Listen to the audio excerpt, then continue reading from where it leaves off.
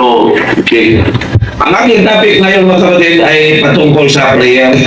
No, prayer. Kasi kailangan mainumduman, kailangan buhaton yun nato na ang pag-ampo. No? Kahit labi ron ang panahon, dagdagan kayo mga tentasyon, dagdagan kayo mga gahong dautan na harap-harap na, no? Harap-harap na, mga bata karon, grabe.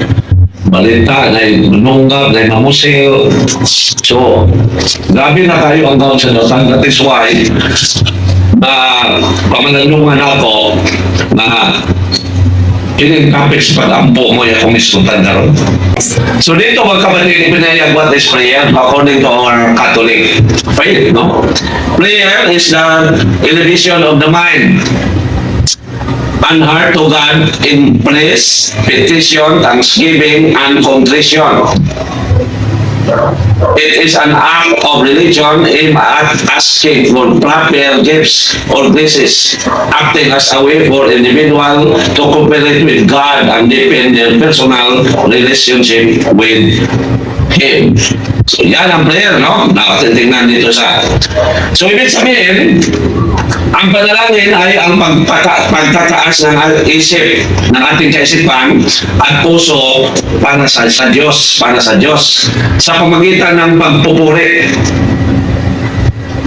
kahilingan, pagpapasalamat at siyempre yung pagsisisi. Yan mga kapatid, ang prayer. So, sa banal na kasulatan, malinaw na ipinayag, no? So dito sa banal na kasulatan mga kapatid, maraming talata ang nagpapayag patungkol sa pagdarasal. Dito mga kapatid sa awit 55:17, ipinayag na umaga, tanghali at gabi tayo magdasal. At ito sa mga kapatid, ang bayan 55:7. Kasi tuwing tayo ay magdasal, na-praise natin ang Panginoon Isos. Na-praise natin siya. So dito, awit 55:17. So kasi marami na sa atin ngayon ang hindi na magdasal. Ako, bawat umaga ko ng rosary at personal, ang aking personal prayer, na ako'y gumising, more or less or more than 1 hour pa ko lumabas sa aming kwarto kasi ako'y nagdasal muna. Kasi wala tayong magawa kung ang Panginoon. Wala ang Panginoong Diyos. At basahin ko yan. Dito, sa awit 55:17, ito ang sinabi. 55:17. Apan nagpakitabang ako sa Ginoong Diyos o luwason niya ako. Buntag unto o gabi mangalia ako kaniya o dunggo niya ako. So ipinayag na buntag unto o gabi mag-ampo kita. At yan ay ipinayag din sa New Testament sa 1 Tesalonica 5:16-17. Tinsahin na palagi tayong magdasal. Kasi kung wala ang Panginoon, wala tayong magawa. Ating isunod yan. 1 Tesalonica 5:16-17. Ito ang sinabi. Pag malipayon kamo kanunay, pag-ampo sa tanang panahon, napakalinaw. O pagpasalamat kamo bisag unsay mudangat kaninyo, kini mao ang kabubuton sa Dios nga buhaton ninyo sa ngalan ni Hesukristo. Ito ang ipinayag ng Diyos sa pamagitan ni St. Paul. Kasi kung wala Kung wala ang Panginoong Hesus o Panginoong Diyos, wala tayong magawa. Ating basahin ang sinasabi ng ating Panginoong Hesus sa Ebanghelyo ni San Juan sa chapter 15 verse 6. Ito ang sinabi. As 5. Ako ang punuan sa paras o kamo ang mga sanga. Ang magpabilin kanako o ako niya kaniya, mangungag daghan. Kay kung wala ako, wala kamoy mahimo. Kaya mga kapatid, palagi tayong magdasal. So, kasi sa ating pagdarasal, pinupuri natin ang Diyos, pinapasalamatan. Yan. Kasi, marami na sa atin ngayon ang nakalimot na sa pagpupuri sa Diyos ng personal niyang pagpupuri. Marami nang nakalimot na magpasalamat sa Diyos sa lahat ng bagay. Ang nasa kaisipan ang nasa ating kaisipan ngayon ay yung maghingi lang. Hindi na siya nag-bless sa Panginoon. Hindi na siya nagpapasalamat. So, kaya ako'y naisipan ko na ito ang aking tatalakayin. So dito, ang ating pagdasal mga kapatid, ay ang prayer natin ay ang ating kapangyarihan. Yan ay pinangaral ng simbahan. Once na magdasal tayo palagi sa Diyos, layo rata sa dautan. At yan ay pinayag ng ating Panginoong Hesus sa pamagitan ng Gospel ni St. Mateo sa chapter 26 verse 41 na mag-ambo kanunay aron malayo sa panulay. 26:41. Itong sinabi. Mag-ambo kanunay aron malayo sa panulay. 26:41. Para malayo sa dautan. Pagtukaw kamo o pag-ampo, aron dili kamo madaog sa panulay. Ang espiritu kapanuya ang lawas. Pag-ampo kanunay, aron dili madaog sa panulay. Pero marami na sa atin ngayon ang dili na gani kamao mo ampo ang uban. At sabi, Katoliko ron di kamao ng ampo wala gani ka ila o Ginoo. Manang walihan o di mao sa mga pastor din sumtoon.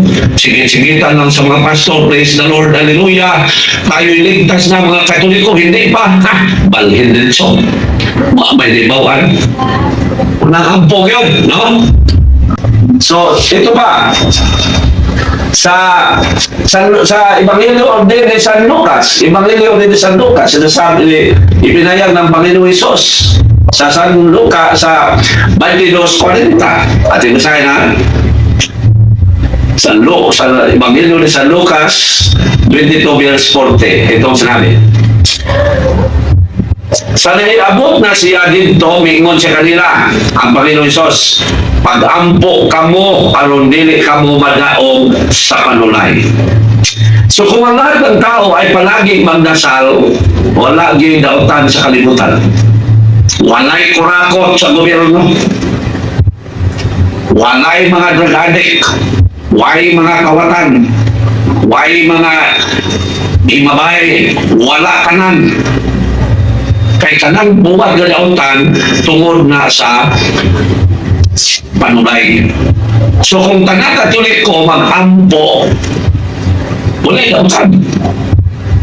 Kaya ang nakapanautan sa tao, kanang matintang siya sa yawa. So, ibig sabihin, palagi tayo magdasal. Palagi tayong magdasal kasi ang yawa nandito ngayon sa lupa. Ating basahin mga kapatid, ang San Lucas 10:18. Ang Ebanghelyo ni San Lucas, chapter 10, verse 18. Itong sinabi, si Jesus dito mga kanila, nakita ko si Satanas na nahulog ingong kilap gikan sa langit. So nandito sa lupa ang demonyo. Pero ating basahin na malinaw na ipinayag na nandito sa lupa ang Diablo. Ating basahin ang bayag 12:9. Ito ang sinabi. Gitambok ang dakong dragon o ang karaang bitin nga ginganlagyawa o satanas na mo'y naglimbong sa tibok kalibutan. Gitambok siya uman sa tanang mga anghel niya ngadto sa yuta. So nandito ngayon sa lupa ang demonyo, kaya palagi tayong magdasal upang hindi tayo malihit sa katotohanan o hindi tayo matintal na sa paggawa ng masama. Magdasal palagi. Ito ba? Sinasabi na magdasal tayo personal. Ang iba, magsasabi, bisag di ko mo simba, nagampo ako. Tama man yun kasi pinayag na mag-ambo ka personal, pero hindi ibig sabihin na hindi na tamo simba. At sabi na ngayon, hindi na mo simba yun ta. So dito, ipinayag na mo lagi tayo personal prayer. At sabi na ang San Mateo 6:6. Kasi kung hindi tayo magdasal, impas kita sa mga pastor, bumha kita. Ay mo, may laing tinguan ng pastor na ang Katoliko makuha naman nila. Ito, Mateo 6:6. Apan kung mag-ampo ka, sulod ngadto sa imong lawak, unya takpi ang bultahan o pag-ampo sa imong amahan nga dili makita o gantihan ka sa imong amahan nga nagtanaw sa imong gibuhat sa tago. Dili pinayag na kung mag-ampo tayo, hindi tayo mag-ampo, magdasal sa mga kahit anong lugar upang makita ka na nagdasal ka, hindi. Pero ito din ay nagpapayag na kailangan tayo magdasal. Malinaw, meron tayong personal prayer. So napakalinaw, kaya magdasal tayo. Kasi kung hindi tayo magdasal, matintal tayo sa demonyo nga naasa lupa. Kaya marami ngayong mga tao sa gobyerno na natintal sa yawa. Ang yawa gumamit ng pera, mga bagay upang malikayat niya ang tao na gumawa ng masama. Yan natin basahin sa San Mateo 4:5. Ito sa 8. Unya gidala sa Isus sa yawa ngadto sa usa ka taas kaayong bukid o gipakita kaniya ang tanang gingharian sa kalibutan ug ang ilang kanindot. Ang yawa mingon, ihatag ko kanimo kining tanan kung muluhod ka o mosimba ka nako. Ibig sabihin, ang demonyo gumamit ng mga material na bagay at yan ang nangyari ngayon. Gitintang sa mga demonyo, gitintang sa demonyo ang atong mga kainsona na nasa gobyerno. Kaya mga kurakot, material na bagay ang ginamit ng yawa. Kaya magdasal palagi, no? At ipagdasal natin ang lahat ng tao.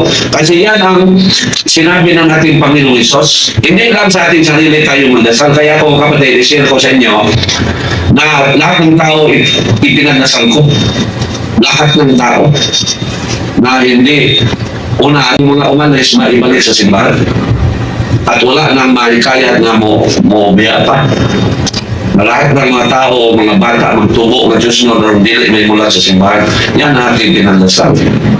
Ito ang sinabi sa 1 Timoteo 2:1. Busa awhagon ko kamo una sa tanan, nga kinahanglan himuon ang mga pag-ampo, mga pangaliupo o mga pagpasalamat ngadto sa Dios alang sa tanan tao. Ampo alang sa tanan tao. That is why sunin sa Holy Mass na ikatinimba ng pag-ampo nga giisgutan, ampo na to ang nasa gobyerno. Dahil dito sa Diyos, alang sa mga hari o sa tanang nagmando aron makabaton kitang mahusay o malinawong kinabuhi Diyos nun o subay sa hustong pamatasan. Iampo ang tanang tao aron makabaton kita o mahusay o malinawong kinabuhi. Yan, sa 1:2. Sa 1 Timoteo 2:1 hanggang 2. Ipagdasal ang lahat ng tao. At ipinayag pa rin, no? Dahil ang Panginoong Hesus ay namatay sa alas 6 ng hapon, kaya ipinayag sa Banal na Kasulatan na magdasal tayo tuwing alas 6 ng hapon. At pinasahin na sa Gawa 3:1 na every 3 o'clock magdasal tayo. Gawa 3:1. Ito ang sinabi. Usa ka adlaw ni ana si Pedro ug si Juan miadto sa templo sa alas 3 sa hapon ang takna sa pag-ampo. Klaro? That is why mga iso, mga kapatid, mayroon tayong 3 o'clock nangyayari. Dito yan. Bakit? Kasi ang Panginoong Isos ay namatay sa cross alas 3 ng hapon. Atin sa mga kapatid, ang Ebanghelyo ni San Lucas sa chapter 24 verse 46. 23. Ating basahin mo na, ha? Alas 6 ng hapon, 23, no? Okay. Namatay ang Panginoon Isos alas 6 ng hapon, kaya sinabi ni Saint Peter na ang alas 6 ay ang oras ng pagdarasal. San Lucas 23:24, mga alas 12 ang takna kanto sa diyang mihunong pagmunda, pagdadag ang adlaw o mitamon ang kalitngit sa tibok kayutaan hangtod sa alas 3. Kung nabikas ang tabelo nga nagbitay dito sa templo, unya nisingit si Jesus pag-usog, Amahan, itugyan ko sa imong mga kamot ang akong espiritu, human siya makasulti niini, namatay siya. Ibig sabihin, ang ating Panginoon Jesus namatay sa cross sa alas 6 ng hapon. Kaya sinabi sa Gawa 3:1 na ang alas 6 ay ang oras ng pagdarasal. Kaya mga kapatid, ako minsan makalimot ko, pag tuwing alas 3 mag-sign of the cross dito, base ang asa ko, base ang kalingkol ko sa mong trabahoan, asa ko, pag alas 6 makabantay lang ko sa lipat, no? Tanaw na ko alas 6 manguros yun ko. Kaya mo man ang oras. Ang pagpangulos mo mga soul is also a prayer. That is a prayer. Kaya bida mo lang ka sa Ginoo dayon. So yan, no? Sa Santiago, dapat kung magdasal tayo mga kapatid, sabihin natin na kung maluoy ang Ginoo, sana Lord kawaan mo kami. Yan ang ating pagdasal. Hindi yung parang sugo na itong Ginoo tulad ng mga protestante. Sa Santiago 4:15, kini maoy angay ninyong isulti kung maluoy ang Ginoo. Nunay angay din nato isulti kanunay kung maluoy ang Ginoo, maayo ang atong pagbiyahe dito padulong sa Cebu. Di kay Lord, inawtong ta Lord na ang pinuto Lord, dili nag-adik Lord, kay masig madisgrasya ni Lord. Muli pagampo sa protestante. Sugo, sultihan ang Ginoo, ang Ginoo kabalo sa iyang sa panginahanglan sa tao at ulit sa na ang Diyos na sayon na bisan dili pa nato isulti na sayon ng Ginoo. Kini mo'y angay ninyong isulti kung maluoy ang Ginoo, lugwayan niya ang atong kinabuhi ug makabuha kita sa atong buhaton kung maluoy ang Ginoo. Yan. So sa ating pagdasal, dili na nato naghanon na murag gidiktahan nato ang Ginoo, murag gisultihan nato ang Ginoo nga siya kabalo sa sunod na oras, sunod na segundo. So unsay giingon sa ipayan sa itong Ginoo nga kung mag-ampo ta, ayaw naghanang inyong mapulong. Dili sama sa mga protestante nga bisag unsa lang nitukon. So mag-ampo gyud nya moingon gyud kung maluoy ang Ginoo. Nya every time na magka lisod-lisod ta na mga problema, ampo gyud. Mo lagi payag mo sa St. James 5:13 atong balikan ang sulat ni St. James, ha? 5:13. Na mag-ampo gyud tang magkalisod-lisod, kalibutan magkalisod-lisod, magsigi man ino pamalikas, kaway nung dagba ni mga Katoliko eh. Naibuban mga munang sabayon ta sa umagsikta kay nanggay mga Katoliko kusog kay mamalikas.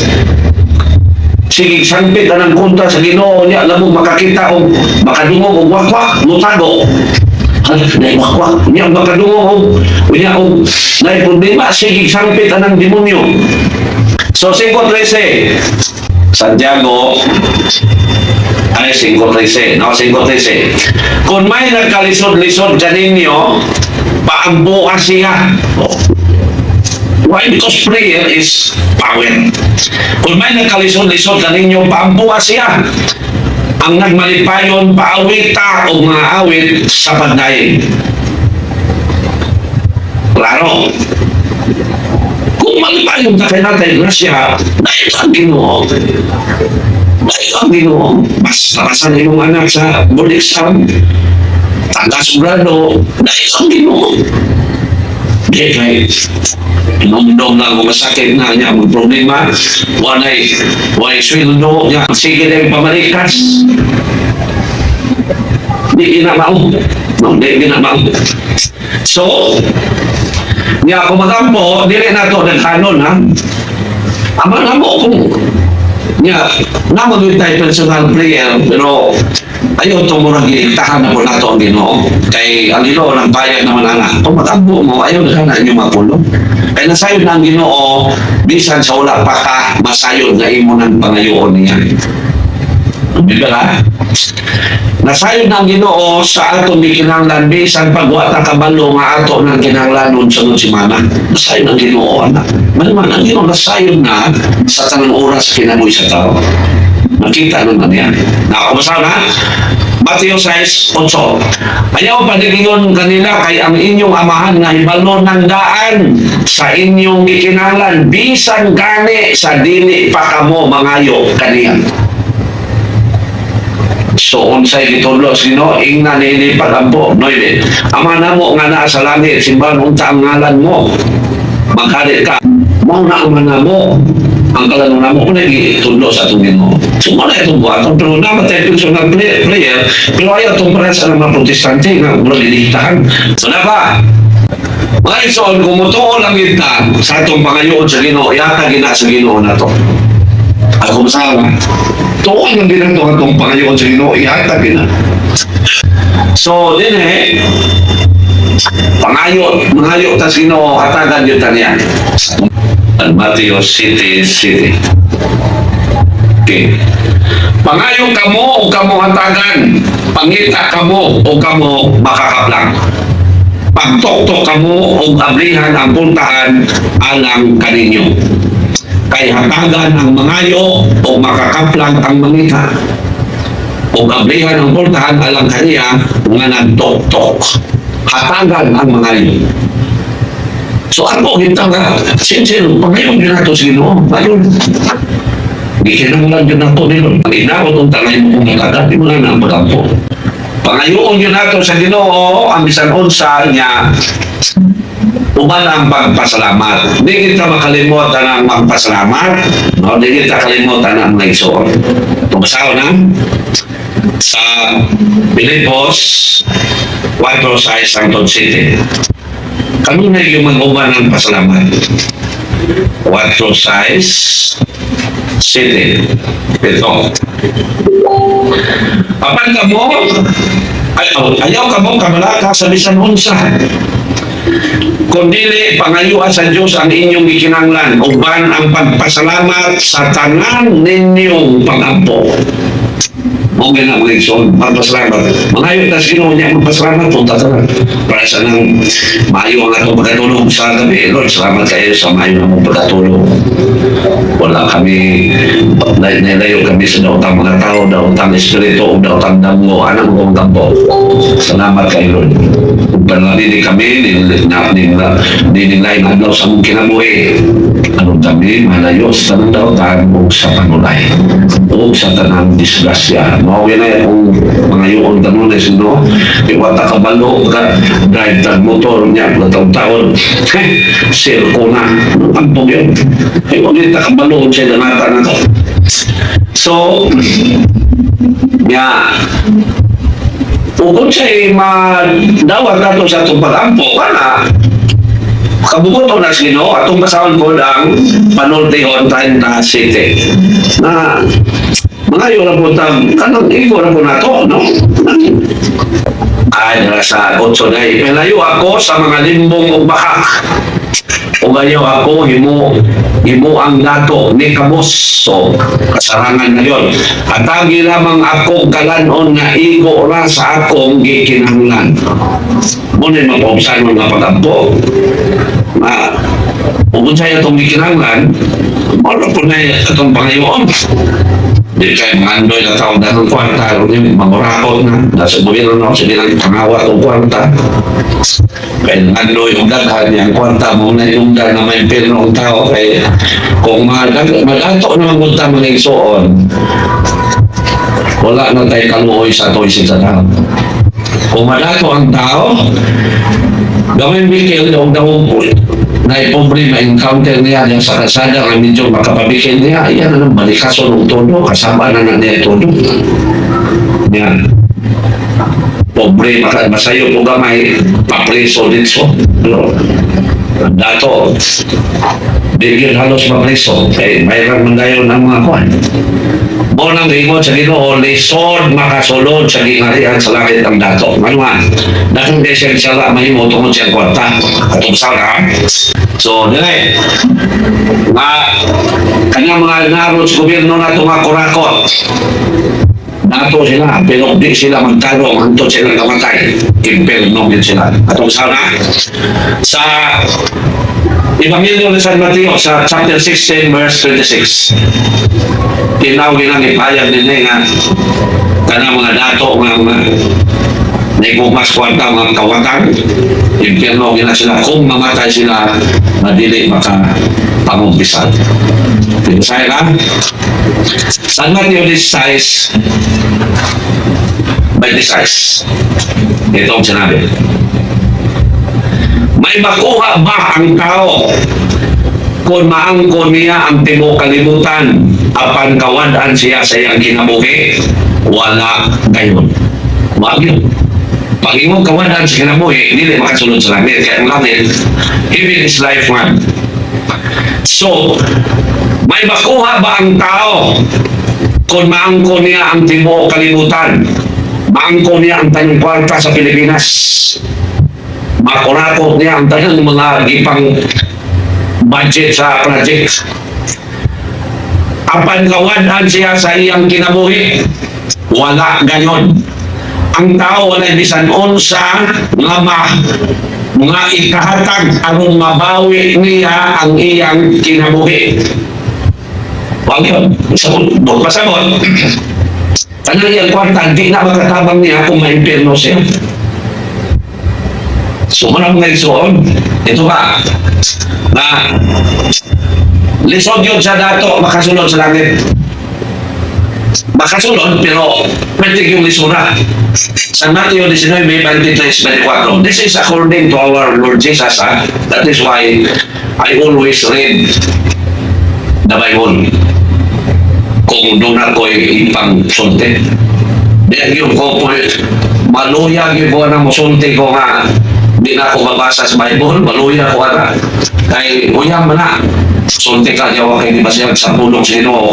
Sa mga naminang di most public na lugar, uyang, dili sila katuo. Pero mabasa balik sa Bible, power kayo mag-sulti. Yan din po kung magamit ang cellphone, Bible yun. Kung di inyong kung magamit ang cellphone dito, sa Bible.